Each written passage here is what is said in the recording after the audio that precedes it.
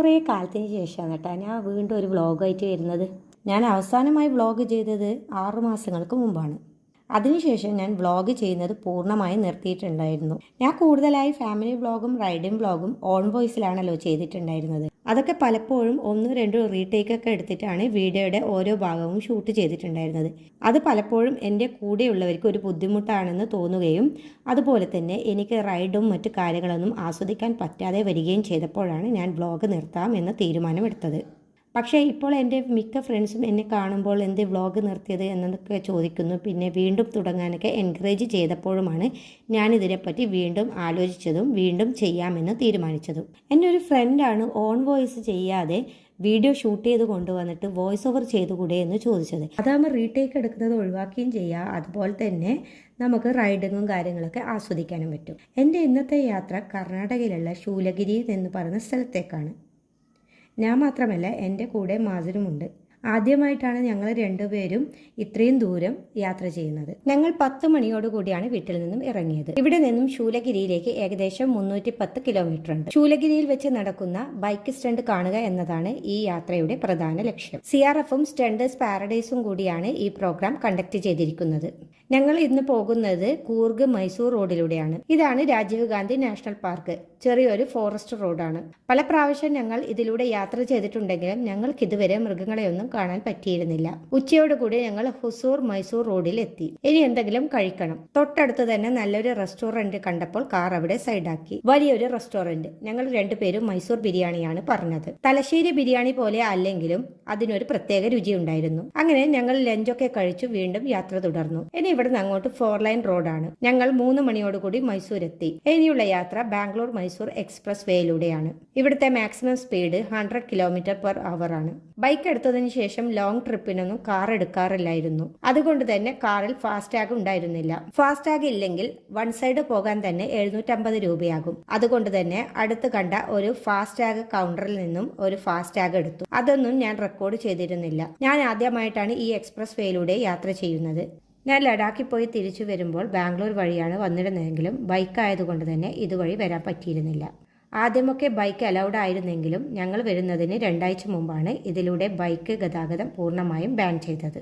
സമയം വൈകുന്നേരം ആയിരിക്കുന്നു. ഇനി ഒരു ചായ കുടിക്കണം. എനിക്ക് കൃത്യസമയത്ത് ചായ കിട്ടിയില്ലെങ്കിൽ നല്ല തലവേദന വരും. ഇവിടെയാണ് ഞങ്ങൾ ചായ കുടിക്കാൻ കയറിയത്. നല്ല രീതിയിൽ ഡെക്കറേറ്റ് ചെയ്ത ഒരു റെസ്റ്റോറൻറ്റ്. പക്ഷേ അവിടെ വലിയ തിരക്കൊന്നും ഉണ്ടായിരുന്നില്ല. ഞങ്ങൾ ചായയും ഒനിയൻ സമൂസയുമാണ് ഓർഡർ ചെയ്തത്.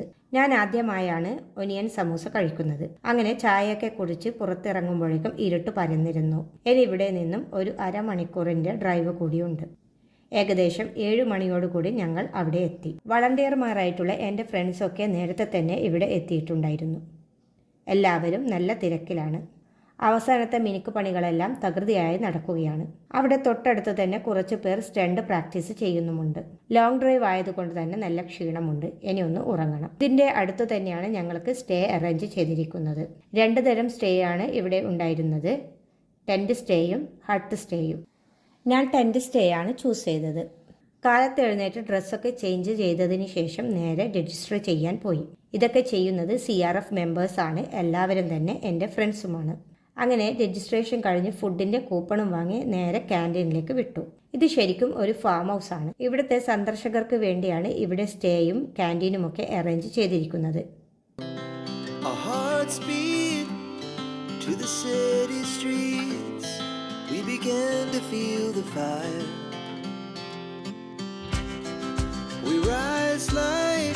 ക്യാൻറ്റീനിലേക്ക് പോകുന്ന വഴിയുടെ ഇരുവശത്തും മരങ്ങൾ നട്ടുവളർത്തിയിട്ടുണ്ട്. നടുക്കുള്ള വരമ്പിലൂടെ വേണം നടക്കാൻ. ഇതുപോലുള്ള വരമ്പും സ്ഥലങ്ങളുമൊക്കെ നമ്മുടെ നാട്ടിൽ ധാരാളം ഉണ്ടായിരുന്നെങ്കിലും ഇന്ന് അതൊന്നും കാണാനേ ഇല്ല.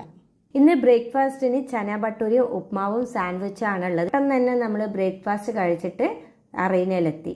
ചാമ്പ്യൻഷിപ്പ് 2 ദിവസമായിട്ടാണ് നടത്തിയത്. ഫസ്റ്റ് ഡേ ആയതുകൊണ്ട് ഇന്ന് തുടങ്ങാൻ കുറച്ച് ലേറ്റ് ആയി കേട്ടോ. ഒരു 11:30 മണിയായപ്പോഴാണ് അത്ലറ്റ്സ് എല്ലാം തന്നെ അറീനയിൽ ലൈനപ്പ് ആയത്. അതൊക്കെ നമ്മളിങ്ങനെ നോക്കിക്കൊണ്ടിരിക്കുമ്പോഴേക്ക് സൂപ്പർ ബൈക്സിൻ്റെയും പിന്നെ മോഡിഫൈഡ് കാർസിൻ്റെ എൻട്രി ആയി. ഫസ്റ്റ് തന്നെ ലേഡീസ് അത്ലറ്റ്സ് ആയിരുന്നു പെർഫോം ചെയ്തിട്ടുണ്ടായിരുന്നത്. ബാംഗ്ലൂരിൽ നിന്നും തമിഴ്നാട്ടിൽ നിന്നും പിന്നെ കേരളത്തിൽ നിന്നായിരുന്നു സ്റ്റണ്ടേഴ്സ് വന്നിട്ടുണ്ടായിരുന്നത്. ഈ ചാമ്പ്യൻഷിപ്പ് CRF വുമൺ ഓൺ വീൽസും സ്റ്റണ്ടേഴ്സ് പാരഡൈസും കൂടിയാണ് കണ്ടക്ട് ചെയ്യുന്നത്. ഇതിനു മുമ്പ് 2 തവണ കോയമ്പത്തൂർ വെച്ചിട്ടാണ് നടത്തിയിട്ടുണ്ടായിരുന്നത്. അവസാനിച്ചിരുന്നത്. ലേഡീസ് സെക്ഷൻ കഴിഞ്ഞപ്പോൾ പിന്നെ ജെൻസിന്റെ സെക്ഷൻ സ്റ്റാർട്ടായി. സ്റ്റേറ്റിൽ നിന്നും ഇന്റർ സ്റ്റേറ്റിൽ നിന്നൊക്കെ ആയിട്ട് ഒരുപാട് സ്ട്രെൻഡേഴ്സ് ഇവിടെ പങ്കെടുക്കാൻ വന്നിട്ടുണ്ടായിരുന്നു.